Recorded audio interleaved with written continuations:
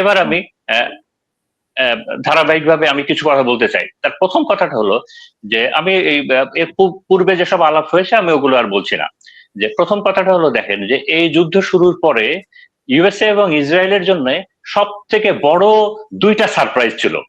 তার একটা সারপ্রাইজ হলো তাদের স্ট্র্যাটেজিতে ছিল না, প্ল্যানে ছিল না যে আহ, আপনার ইরানে অ্যাটাক করার পরে ইরান রিটালিয়েট করবে এবং সে একসাথে মিডল ইস্টের সকল ইউএস বেস গুলাতে অ্যাটাক করবে।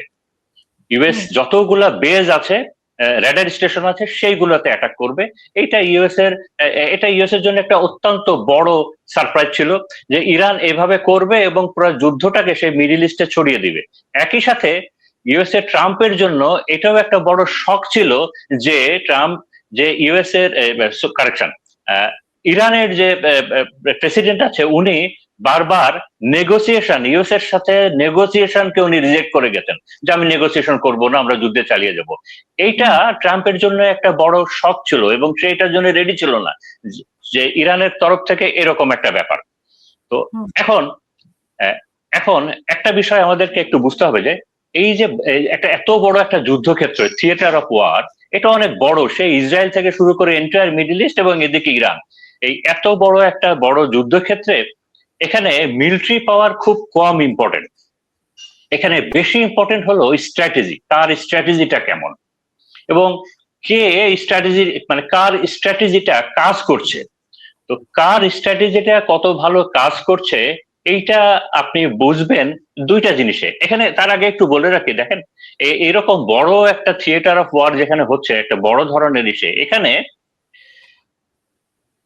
ডোমিনেন্সের থেকে কন্ট্রোল বেশি ইম্পর্টেন্ট। মানে একজনের অনেক পাওয়ার আছে, সে ডোমিনেট করতে পারে, তার থেকে বেশি ইম্পর্টেন্ট হু ইজ কন্ট্রোলিং। এই কন্ট্রোল কে করছে, এই কন্ট্রোল কে করছে এইটা বুঝতে চারটা ইন্ডিকেটর আছে, মোটামুটি চারটা ইন্ডিকেটর আছে, যেটা থেকে আপনি বুঝতে পারবেন যে আচ্ছা কে কন্ট্রোল করছে। মোটামুটি দুর্বল হলেও কিন্তু সে যুদ্ধ কন্ট্রোল করতে পারে। তো চারটার ইন্ডিকেটরের একটা হলো যে কাকে দেখা যাবে যে সে ঠান্ডা মাথায় খেলছে। দুই নাম্বারটা হলো যে কার স্ট্র্যাটেজিতে, কার প্ল্যানিং এ অথবা কার এক্সিকিউশন দেখে মনে হবে যে না, এদের প্রত্যেকটা ডিপার্টমেন্ট যে স্ট্র্যাটেজিটার বিষয়ে ক্ল্যারিটিতে আছে, মানে এভরিবডি ইজ ক্লিয়ার যে তারকে কি করতে হবে। আপনি দুইটা ফ্যাক্টরি দেখবেন ইরানের ক্ষেত্রে প্রযোজ্য। তিন নাম্বারটা হলো যে এই পপুলার সাপোর্টটা কার সঙ্গে আছে, মানে এন্টায়ার নেশন সাপোর্টটা কি আপনার সাথে আছে। কারণ এরকম একটা যুদ্ধে একটা জাতির সম্পূর্ণ পপুলার সাপোর্ট দরকার।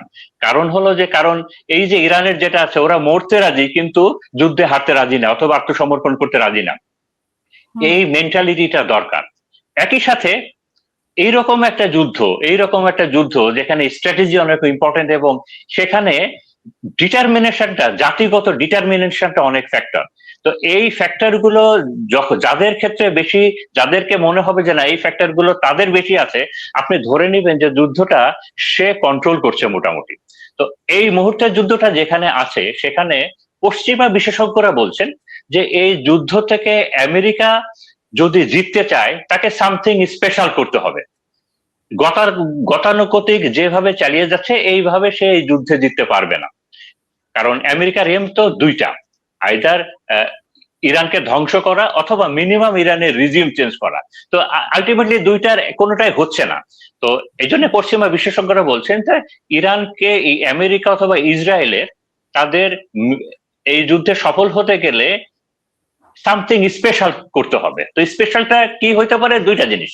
একটা হলো নতুন কিছু অস্ত্রপাতি ব্যবহার করা, নতুন কোন গোলা বারুদ অস্ত্র, যে জিনিসগুলা আগে কখনো করা হয় নাই, যে জিনিসগুলা যুদ্ধের ক্ষেত্রে একটা ডিসাইডিং ফ্যাক্টর হবে। অথবা শেষ রেসর্ট হিসেবে নিউক্লিয়ার ব্যবহার করা। তো নতুন কিছু অস্ত্র, আমেরিকা কিন্তু কয়েকটা নতুন অস্ত্র ট্রাই করেছে এই যুদ্ধে, যা আগে কখনো করে নাই, সেটা কোনো রেজাল্ট দেয় নাই। তো অনেকে আবার আশা করছেন যে ইউএসএ হয়তো মরিয়া হয়ে সে কেমিক্যাল, বায়োলজিক্যাল যে ওয়েপন গুলো আছে সেগুলো ব্যবহার করতে পারে। আর ইরানের জন্য আর কিছু না, ইরানের জন্য এই মুহূর্তে সব থেকে বড় স্ট্র্যাটেজি হলো সার্ভাইভাল এবং আপনারা হয়তো খেয়াল করেছেন, অনেকে মাঝে মাঝে একটু অবজারভেশন দিচ্ছেন যে আচ্ছা ইরান কি তার আক্রমণ একটু কমিয়ে দিল কিনা। ইরান এটা সব ইরান একটা কথা আমি বলে রাখি এখানে, ইরান এই যুদ্ধের জন্য গত 25 বছর ধরে নিজেকে তৈরি করেছে। ইরান কোনো বিষয়ে সারপ্রাইজ না, এবং ইরানের প্রত্যেকটা জিনিস ক্যালকুলেটেড, এবং ইরান দীর্ঘমেয়াদী যুদ্ধেরই প্রিপারেশনে আছে।